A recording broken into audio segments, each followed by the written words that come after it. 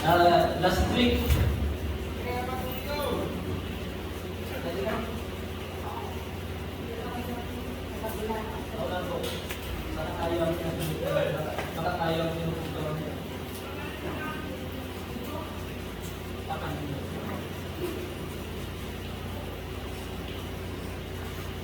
Sam. Okay. Tapi bagbaga, di ba? Nag-camp tayo, tapos wala sila ngayon. Hindi nila alam baka itong linggo lang bumalik tayo doon. Gusto niya? Pero wala sila ngayon. Kung alam lang nila na babalik tayo doon this week, ngayon meron sila. Kayo na lang. Tama. Yan ang sinasabi ko kasi mas gusto natin pumunta sa malayo kaysa sa church. Di ba? Kaya, alam mo na yan? Di ba? Sa mga susunod na pupuntahan natin. Sa mga susunod, marami pa kayong pupuntahan. Yan ang hinahanap ko. Kasi, mahirap mag-organize ng sarili mo. Di ba? Hindi rin naman masaya kung mag-organize ka ng sarili mo, iko-contact. Di ba? Mas masaya naman kung marami. Punta na tayo sa marami muna. Makipasyal tayo doon, makifellowship. Di ba? Para mas masaya. Pero, dapat, mas gusto natin pumunta sa church kaysa sa mga ganyan na camp. Okay? Pero, ang gusto kong sabihin sa inyo, kasi, bakit babalik doon? Kasi si Daddy gusto na rin pumunta. Daddy gusto na rin pumunta. District yata pumunta kayo.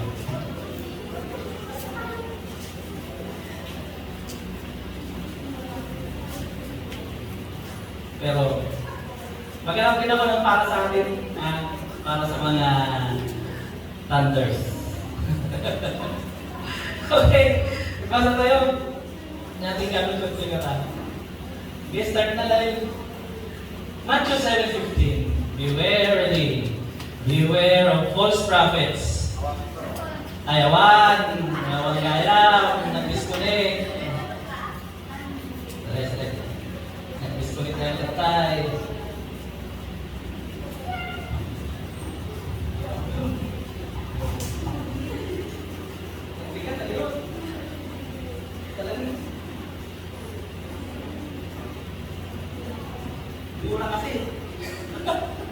Mura kasi kaya mayroon po yung mas mahal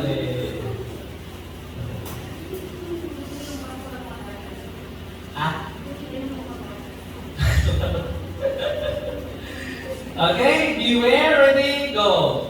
Beware of false prophets which come to you in sheep's clothing, but inwardly they are ravening wolves. Basa. Nagtataka ako kung bakit kay dali ninyong tumalikod sa Diyos na tumawag sa inyo sa pamamagitan ng kagandahang loob ni Kristo. O pumaling agad sa ibang magandang balita. 8. Subalit kahit kami o isang anghel mula sa langit mangaral sa inyo ng magandang balita na iba sa ipinangaral namin sa inyo, parusahan nawa siya ng Diyos. 9. Sinabi na namin ito sa inyo at pinuulit ko ngayon, parusahan nawa ng Diyos ng sino mang mangaral sa inyo ng magandang balita na naiiba kaysa tinanggap na ninyo. Laki ng Diyos, salamat po muli sa pagbabasa ninyong bagong salita. Salamat po, Ama, sa mensahe na inahanda po inyo para sa amin. Salamat po sa kaligtasan, sa gospel, sa grace. Tulungan niyo po kami, Ama, na ma-preserve namin ang teaching na ito at hindi po kami magpalit at lumipat sa ibang gospel na hindi naman gospel. Salamat po, Ama, sa inyong bulatan po. Nangusap ko kayo sa basa sa Jesus name we pray. Magaling kayo ito daw. Alright, sabi niya, mag-ingat tayo sa mga false prophets na Darating sila, magpapakita sila sa atin na walang sungay. Maganda ang itsura nila. Yeah? Mukhang mabait, mukhang banal. Pero ang totoo, inwardly, they are ravening wolves. Oy, may ay.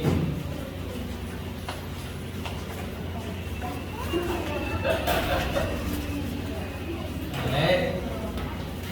Okay? Galatians 1:6. Kaya mag-ingat daw po tayo mga kapatid. Hindi lahat ng buha po papaniwalaan. Hindi lahat ng mukhang mabait ay nagsasabi ng totoo. Ayan. Okay? Baka yung iba dyan ay false prophets. Yeah? Mukhang pag kumilos siya, parang tupa. Diba? Naghintin, nagsingkot. Yeah? Awat limang mo na mading. Panagsauna, nagpintas. Which come to you in sheep's clothing. Pero ang totoo, siya pala ay wolf. Wolf. Okay? Tapos, Galatians 1:6, ito rin yung binasa natin kanina.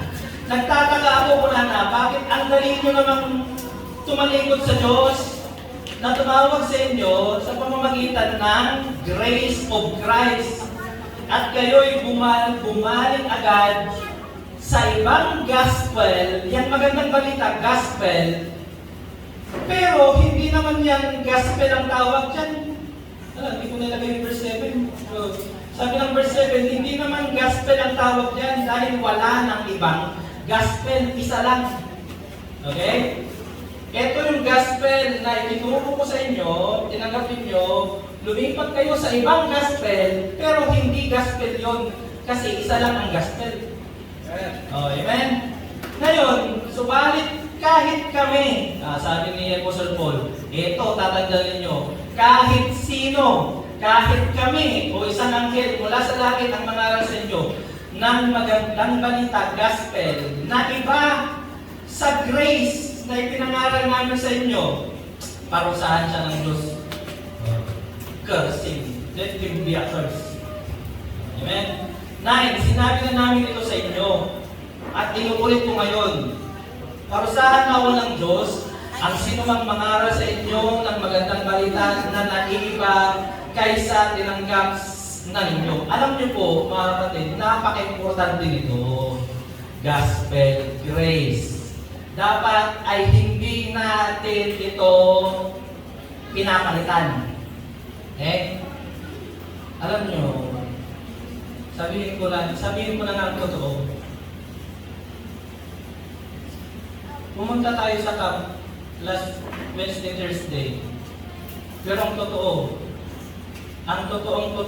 lang. Ayoko nang bumalik. Hindi maganda. Hindi ako nag-enjoy. Alam ko itong mga kabataan, nag-enjoy sila. Pero hindi ko maganda. Wala kang matututunan.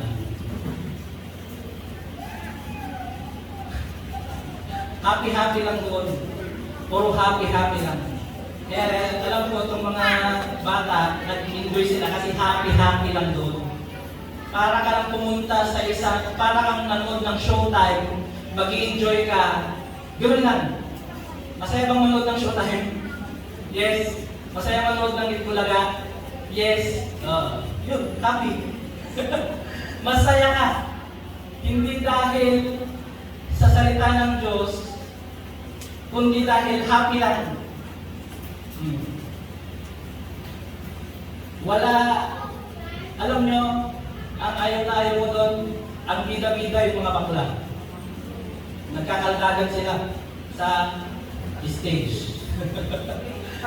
Nag-twerk sila sa stage. Naggiginto-ginto sila sa stage. Mas marami pang narinig na worldly song kaysa Christian song. Kaya maghahanap ako ng iba. Yun ang gustong sabihin. Marami pa dyan. Kasi ang Baptist, maraming grupo yan. Fundamental Baptist, Bible Baptist, Southern Baptist, at hindi ko alam baka marami pa. Yung pinuntahan natin doon, Southern Baptist, first time ko rin talagang pumunta. Ayoko. Sinabi ko kay dati na ayoko nang bumalik doon, nagalas ko na. Tapos dapat mamati, hindi padasan yung mata ako di ba? Padasan yung mata. Ang problema doon, masyadong mura. 50 ang pamasahe, balikan na yun. 50 ang registration, nandun na ang tulugan, nandun na ang pagkain mo ng 2 meal. Dahil masyadong mura, yung mga kabataan, ginagawa nilang pasyalan yun. Papasyal-pasyal na lang sila doon. Not for, hindi para mag-bless na salita ng Diyos, pasyal lang. Para maging happy lang. Di ba? Happy doon, di ba? Gusto nilang bumalik dahil happy lang, makakakita ka ng maraming tao, makakakita ka ng maraming lalaki, makakakita ka ng maraming babae. Di ba happy yung ganun? Makakakita ka ng maraming babae. Amen? Brother kami. Di ba? Happy, di ba? Makakakita ka ng maraming lalaki, babae.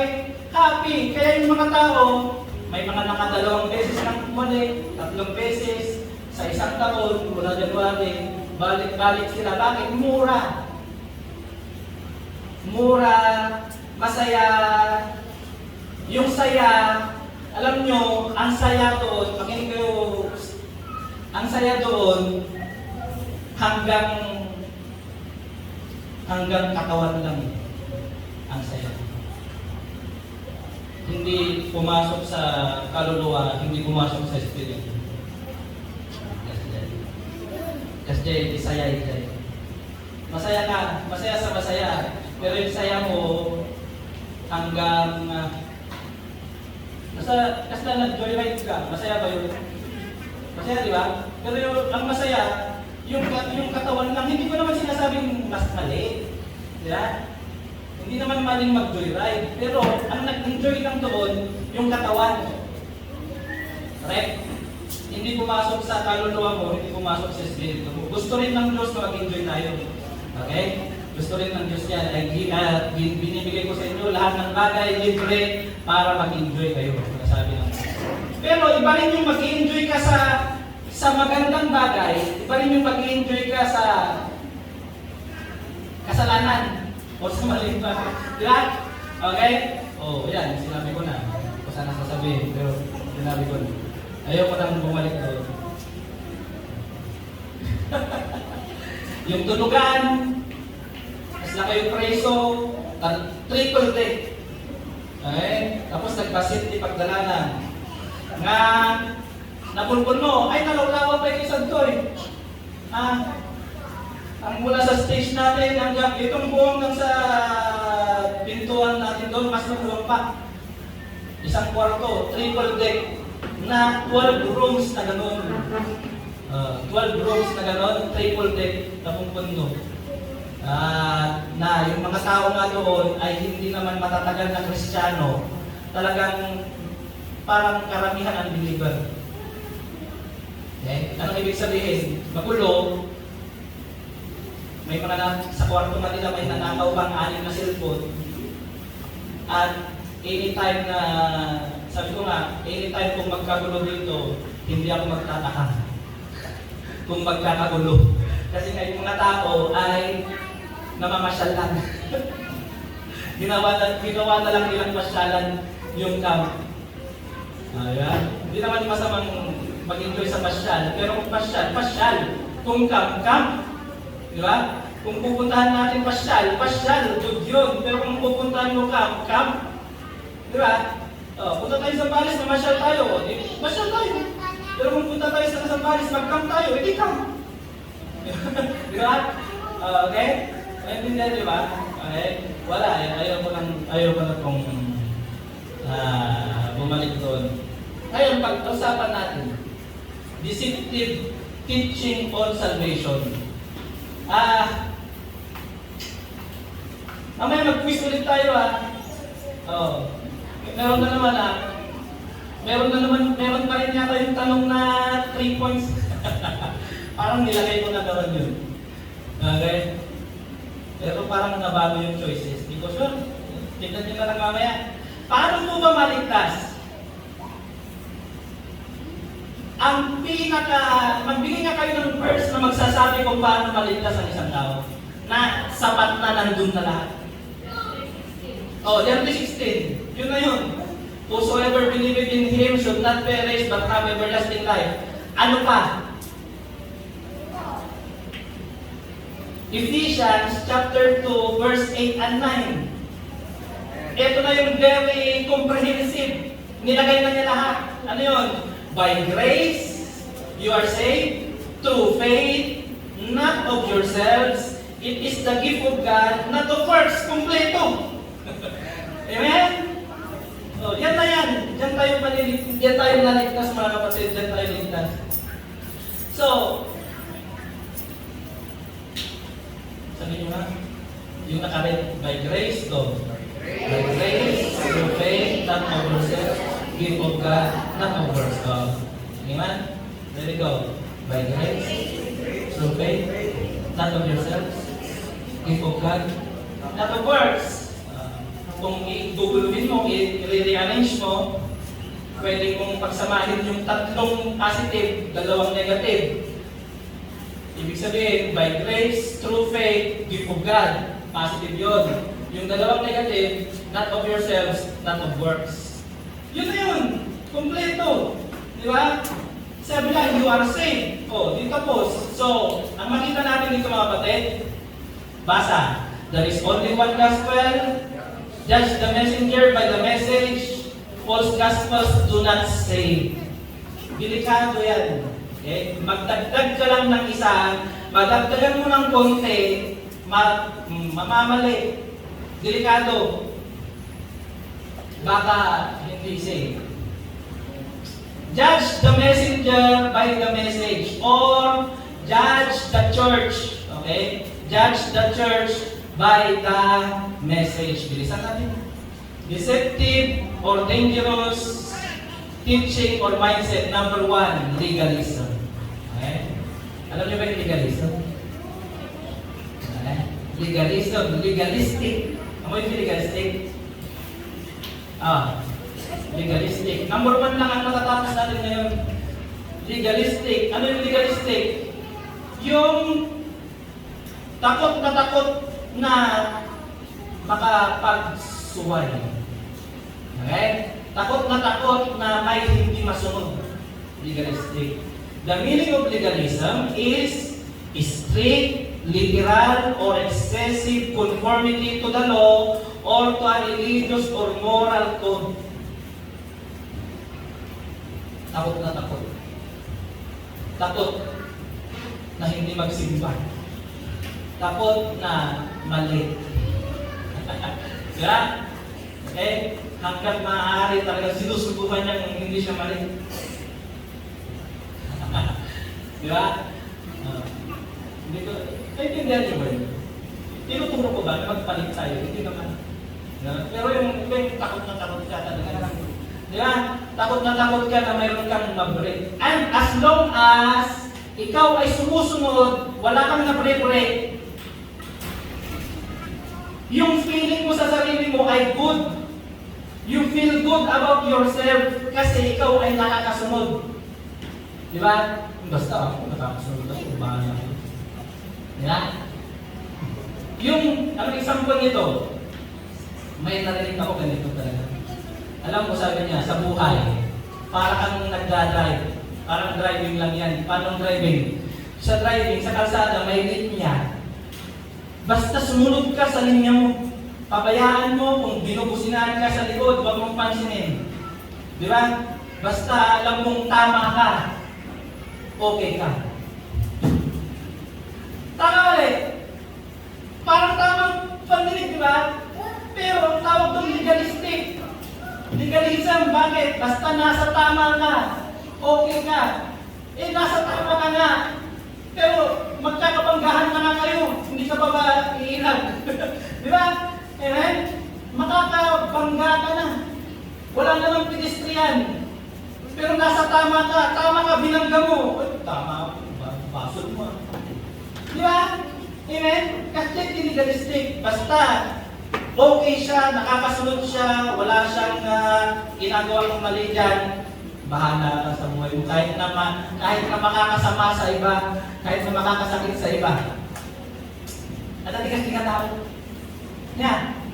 At tigas ka talaga.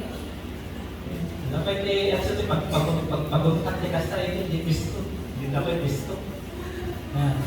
Empleyado ka kasi na kaya taga-jazz. Diba? Basta tama ang ginagawa niya. Basta alam niya wala siyang ginagawa mali.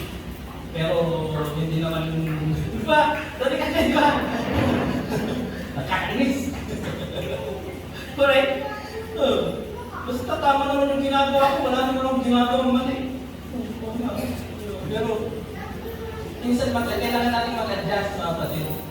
Legalism is the practice of following the law very closely, especially paying more attention to rules and labels than to intentions behind them.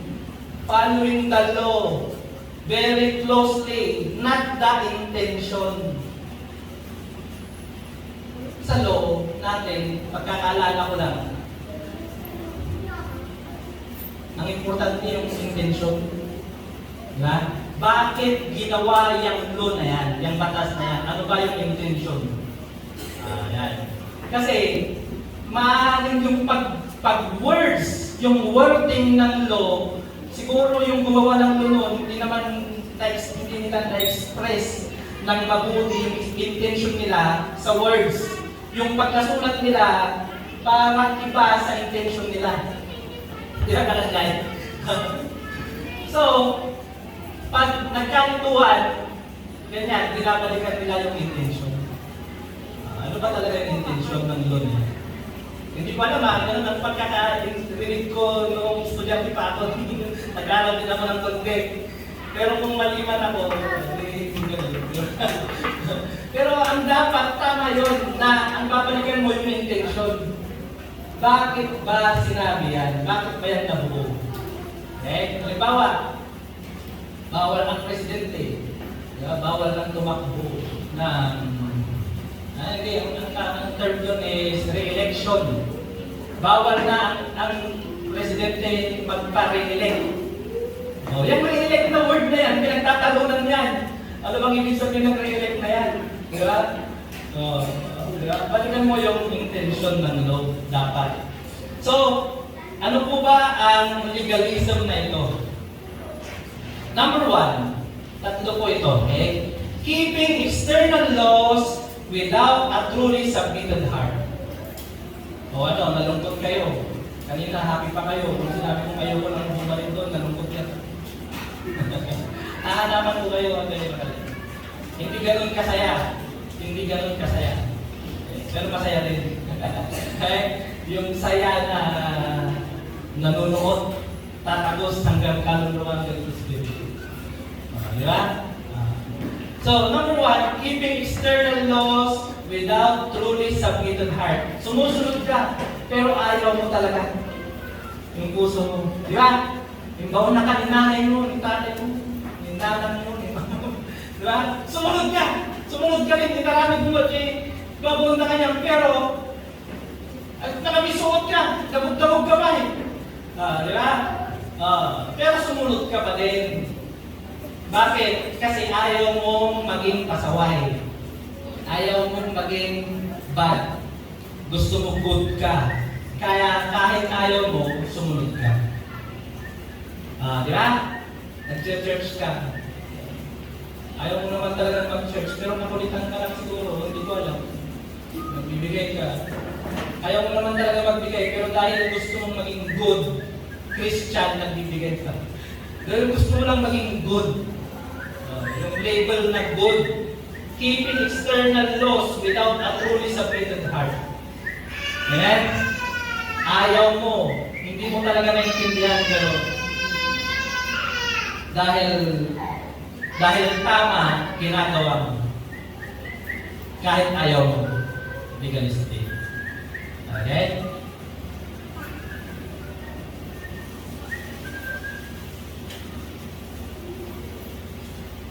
Number 2, adding human rules to divine laws and treating them as divine. May yung mga church ganito. Bawal lang. Dapat pag nag-church tayo naka-barong.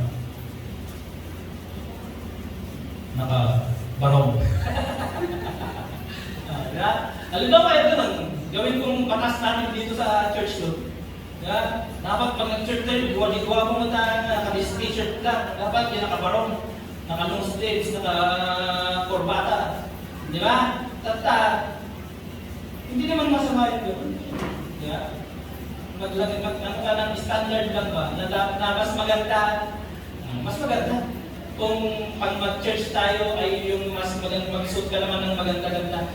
Pero ang masama doon, yung i-treat, hindi masama yung maggumawa ka ng human roles. Okay? Ang masama dyan, yung i-treat mo sila as divine. Na para bang yung rule mo ay galing sa Diyos. Na kapag hindi na sinunod, ay karnal na siya. Ay unbeliever na siya, hindi na siya ligtas. Di ba? Paparusahan ka ng Diyos kasi hindi ka sumusunod sa utos ko. Di ba? You are treating your human roles as divine rule. Doon sumasok na. Kaya, dapat ang buhok ng lalaki, barbers. Bawal ang lalaking long hair. Okay din naman. Mas maganda na naman talaga yung short hair na lalaki. Yeah? Pero pag may lalaking long hair at sasabihin mong ikaw, makasalanan ka dahil hindi ka mahal ng Diyos. Hindi ganito. Di ba? Hindi ka pagpapalain ng Diyos dahil hindi ka sumusunod. Di ba? Naintindihan ninyo? May ganyan talaga. May mga maraming church na ganyan. Adding human rules to divine laws and treating them as divine. Kala mo, Diyos ang nagsabi. Di ba? Babae, dapat nakakalda. Yan. Okay? Number 3. Last na ito. Focusing on God's laws more than relationship with God. Okay? John 4:15, if you love me, keep my commandments. Anong nauna doon? Yung love or yung keep? Mauna yung love. Anong mas importante? Yung love o yung keep? Yung love. Ang importante muna, mahalin mo ang Diyos at kung mahal mo siya, susunod ka. Paano ang legalistic? Ang legalistic, ang focus niya nasa pagsunod sa utos, hindi sa love. Amen? Basta ako nakakasunod na po.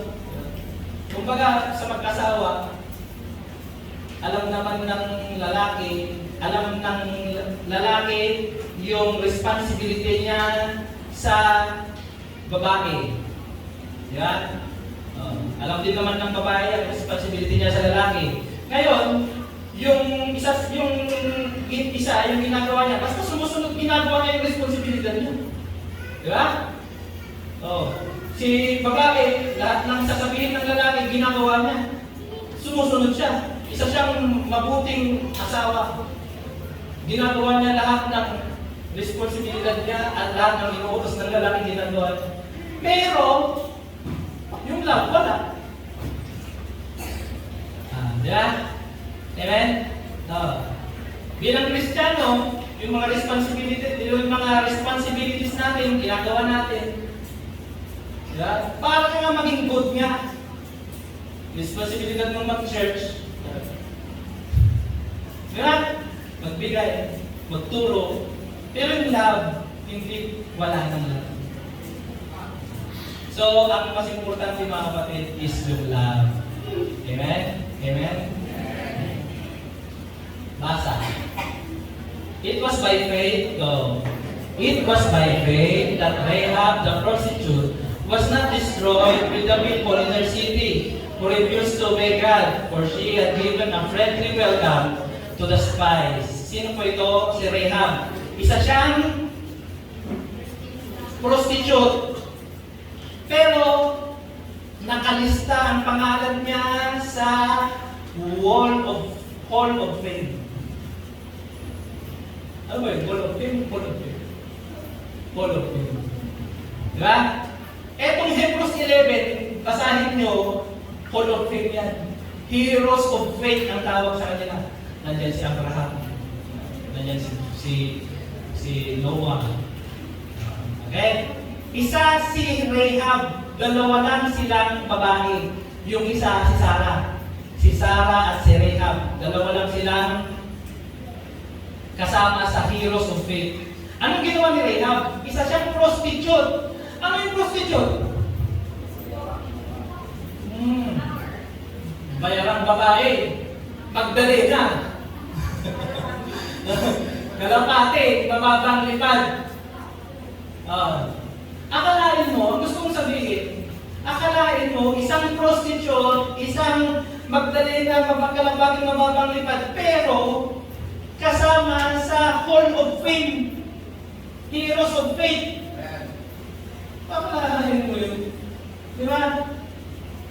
Ibig sabihin, hindi, kung ano man yung kasalanan natin, hindi yan rason para hindi tayo maging hindi tayo mamuhay sa pananampalataya. Amen? Ano bang ginawa ni Rahab? Same prostitute was not destroyed with the people in their city who refused to obey God. Alam niyo yung kwento nito, si Rahab po ay taga Jericho. Okay? Jericho. At yung Jericho, may wall of Jericho. Yung mga Israelites, susugurin nila itong Jericho. Pero, nag-utos sila ng spies. Hindi ko alam kung ilan. 12 sa. Patak. Okay, spies. Hindi, dalawa lang yata. Basta, nagpagkala ng spies. Di ba? So, nabalitaan ng hari, ng leader ng Jericho. Mag-spy sila dito. Correct? Tapos, sabi, isara nyo yung gate ng wall. Pero bago nila na isara yung gate ng wall, nakapasok na yung spy, dalawa. Pumasok sa bahay ni Rahab. At ang ginagawa ni Rahab, itinago niya yung dalawang espiya. Friendly welcome to the spies. Ito na yung kwento. Yung kwento ako, nandito pa. Basa, go. Nakaabot sa kaalaman ng hari ng Jericho ang balita na may mga espiyang Israelita na nakapasok sa bayan ng gabing iyon.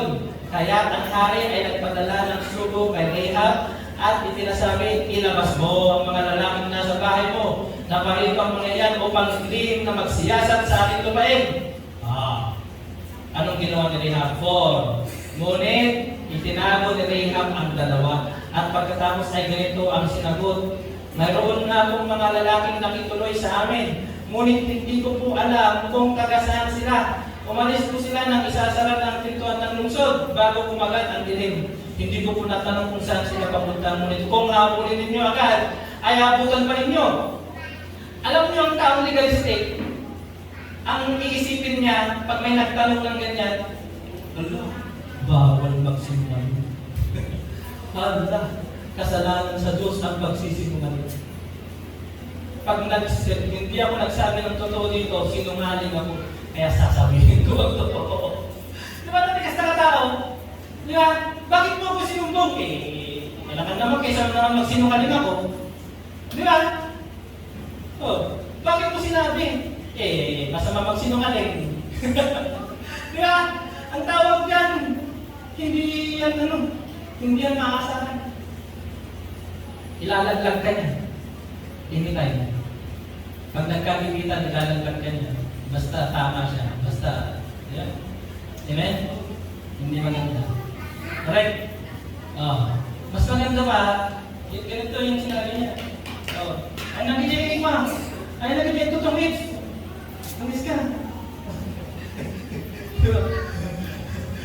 Kasi baga, ay ganyan di ba? Ang ibig sabihin, masama bang magsinungaling, amen?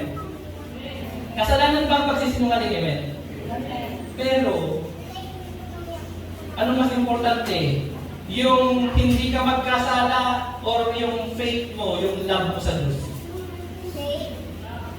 Faith, love. Correct? Amen? Oh.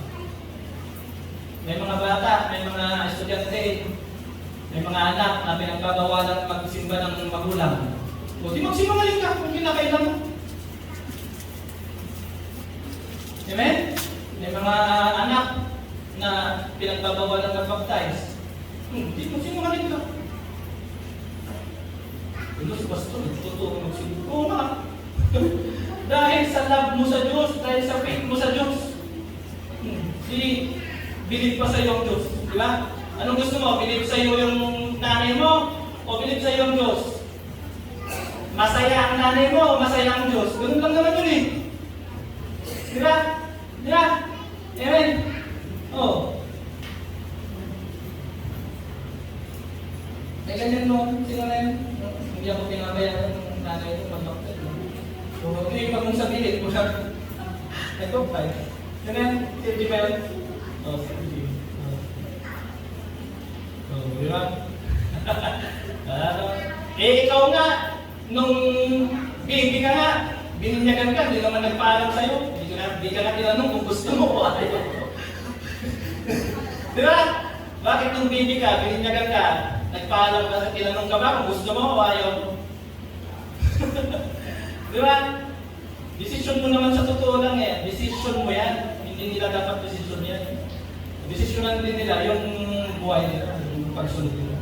Di ba? So, ganoon po. Ito, hindi niya tinitig, yung si Rehab, hindi niya tinitignan kasalanan yung magsinungaling, kundi ang nangibabaw is yung love niya, yung kanyang faith sa Diyos. Amen? Baka nagdagbiro ang kanyang nagdagbiro ang kanyang pulis tudutak. Basta di ba bawal magsinungaling po naman? Mali yan. Ito sa inyo? Amen? Legalistic, tigas na yung tao. Sa taas ng lubong niya, tinago ang dalawang espiya at tinabunan ng mga tangkay ng lino na isinalansad niya roon. Hinabong na ng mga tawan ng hari ang dalawang espiya hanggang sa tawiran ng ilog Jordan. Pagkalabas ng mga mahabol, isinara ang pinto ng lungsod.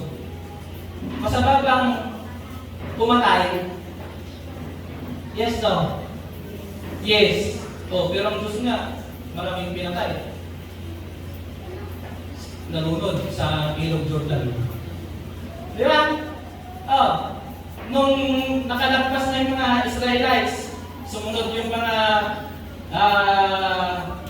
kalaban, binalik ng Diyos yung ilog. Nalunod sila.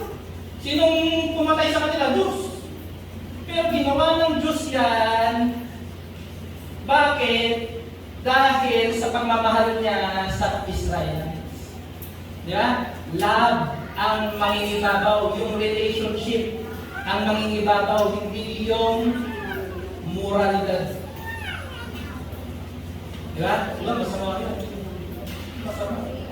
Diba? Kaya lang ninyo, hindi ako, nung unang-unang narinig ko pa ito, talagang sabi ko, hindi ako bilib sa ganyan. Ano yun? Yung sasabihin nilang, walang kamag-anak, walang kaibigan. Pasikat lang yung nun. Di ba? Dahil gusto lang niya ng buo ng tao. Mas pinapairal niya yung keeping the law kaysa sa family relationship. So, may isa pang sumagot. Paano pag yung anak mo ay nakitang nahuling gumagamit ng illegal na pakainin mo? Posible. Mabalik naman kahit na kasi kasi ang importante sa kanya is yung boto ng tao. Di ba? Di ba yung totoo ma? Ang anak nyo, nahuling Ikulong nyo na lang. Ikulong nyo na lang, yung tatay. Oo. Hindi tayo bilib sa mga ganun. Sige, speaking, yung dalawang hindi, sinong gustong mag-aral ng piano? Another batch. Yung batch mo, wala. Hindi, seryoso, kung gusto ninyo, may pagtuturo sa inyo. Okay? Ang ano po, mas importante ang relationship, ang friendship, ang love, ang faith, kaysa sa keeping the law. Ang sabi ng Diyos, kung mahal mo ako, keep my commandments. Okay? Ang focus natin is doon sa pagmamahal, hindi doon sa pagsunod. Okay? So next, Matthew 12:9, go. Pagkalis ni Jesus, sa buhok na iyon, pumasok siya sa sinagoga. May isang lalaki roon na paralisado ang isang kamay. Naroon din ang ilang tao naghahanap ng pagkakataong maparatangan ni si Jesus. Tinanong nila si Jesus na ayon ba sa kautusan ang magpagaling ng may sakit kung araw ng pamamahinga? Sabbath day. Okay? Si Jesus Christ ay may pinagaling, paralisado. Tanong, wala kang Jesus. Kasalanan yan, mali yan. According to the law, hindi pwedeng magpagaling sa araw ng Sabat, araw ng pamamahinga. Di ba? Etong mga legalistic na mga taong ito, mga Parisiyo. 11, sumagot siya, basa. Sumagot siya, kung kayo'y may tupang nahulog sa balon sa araw ng pamamahinga, hindi ba ninyo itong iaahon? Higit na mahalaga ang isang tao kaysa isang tupa. Kaya, naayon sa kautusan ang gumawa ng mabuti sa araw ng pamamahinga. Amen?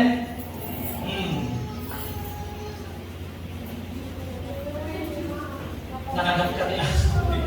Sabat din. Alam mo na ipabigat mo kahit bago may pasupsop. Mga tumala ko na. Sigapan nga supsop. Apay ka, mabigat ka supsupan natin, mabigatan, kasakap ka. Naman na tayo. Diba? Amen? Mas pinapairal yung pagsunod sa batas kaysa pag-ibig. Love. Pagkatapos, verse 13, pagkatapos sinabi ni Jesus sa lalaki, iunan ko ang iyong kamay. Iniunan na ng lalaki ang kanyang kamay at ito'y gumaling gaya ng kabilang kamay. Another story, go! Isang araw ng pamamahinga, naparahan si Jesus at ang kanyang alagad sa triguhan.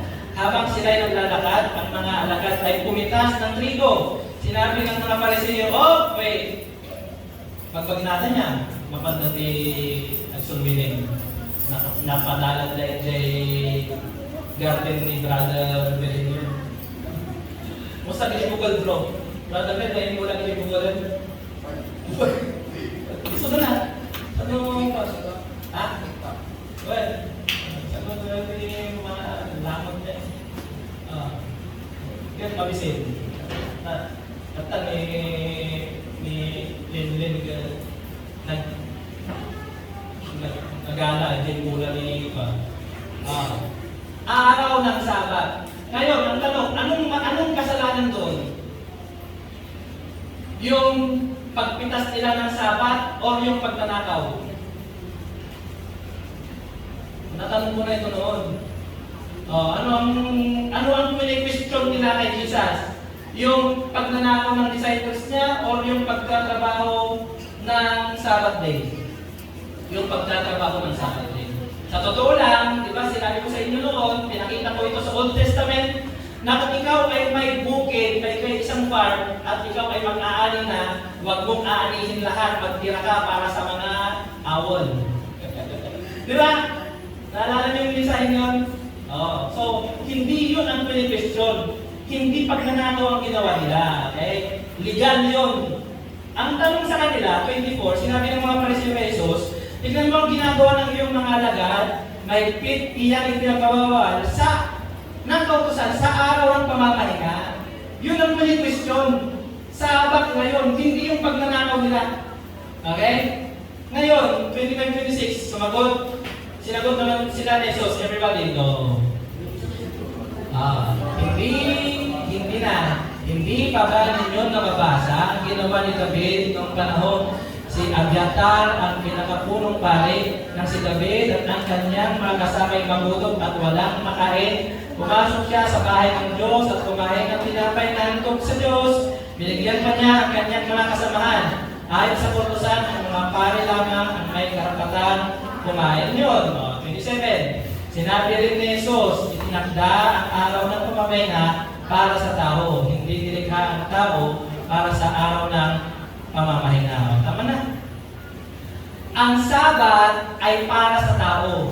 Hindi yung tao para sa Sabat. Anong ibig sabihin? Mas importante ang tao kaysa sa Sabat. Amen? Alihin mo yung Sabat, matay ang tao gawin. Diba? Makakasama ang Sabat. Pag ang Sabat ay ang Sabat, hindi dapat makasama sa tao. Yun ang ibig sabihin. Para sa tao. Itinakda ang araw ng pamamahinga para sa tao. Amen? Alam mo ba, kung ibaga kayo kanta at the church,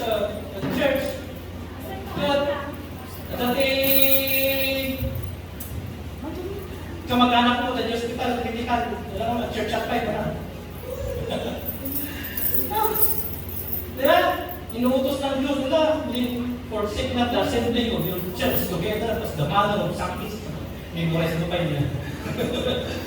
Not forsaking the assembling of seek ye first the kingdom of God and His righteousness. Memorize mo pa yun. Patay ka ni anak mo, patay niya sa asawa mo. Bakit?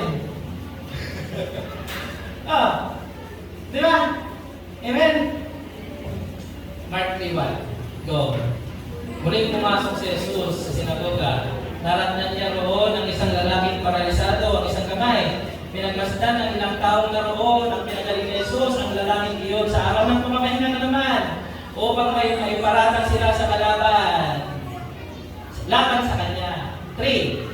Tinawag ni Jesus ang lalaking paralisado ang kamay. Halika rito. Pagkatapos, tinanong naman niya ang mga tao. Alin man na ayon sa kautusan, ang gumawa ng mabuti o ang gumawa ng masama sa araw ng pamamahinga, ang maligtas na buhay o ang pumatay. Ako, sa usapan. Ano ba?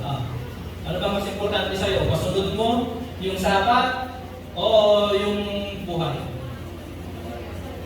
Diba? Amen? Malinaw? Amen? May mga taong ganito talaga. Legalistic. Delikado po ito. Delikado. Kaya na ang title natin is Deceptive. Deceptive. Deceptive teachings of salvation. Legalistic.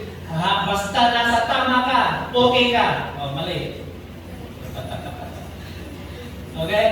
Ibig sabihin, ang focus mo, yung tama mo. Hindi we are saved hindi dahil tama tayo. Amen? We are saved because tama si Jesus Christ. At tinanggap natin si Jesus Christ. Naniwala tayo kay Jesus Christ. Not because of our righteousness. Amen? Totoo nga. Hindi ko pa pangalanin kung ano siya. Narinig ko yun. An example pa niya, yung kotse, pagkalagay. Malaking church ito. Hindi taga Pangasinan.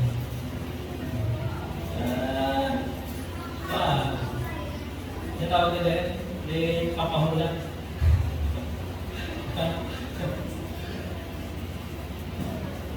Huwag ka na alamin. Hindi nyo naman kilala. Okay? So,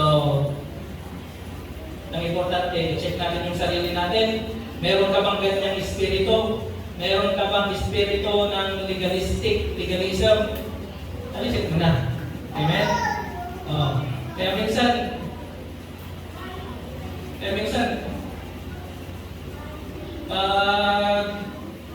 kahit sa trabaho, minsan, ayaw mo din. Pag si Lyle, medyo paborito na pag nadilig siya. Pag iyatin ko siya, nilalayo ko pa eh. Diba? Sarado ko pa siyang nilalayo. Correct. Mas importante yung mga kapatid, ang relationship, friendship, love, faith. Tayo po ay manalangin. Dakilang Diyos, salamat po sa mensahe ngayong umaga. Tungkol po sa hindi magandang espiritu, hindi magandang puro, Ama, na legalism. Salamat po, Ama, sa kaligtasan na meron po kami by grace through faith, not of ourselves. It is the gift of God, not of our works. Hindi dahil sa kabutihan namin, not because we are good, kundi dahil po kayo po ang good, Ama, kundi dahil good si Jesus Christ. Maraming salamat po, Ama. Hindi ay nalinawan kami dito sa turo na ito. Patuloy, Ama, na turuan niyo po kami at patuloy na lumago pa kami sa amin pong kaalaman, karunungan sa inyo pong salita at pagkakilala namin kay Jesus Christ. Salamat po sa mga nandito. Patuloy, Ama, na i-test nyo kami. Patuloy na tulungan nyo kami, Ama, ma-check namin ang aming mga sarili kung dahil napaka-importante po nito.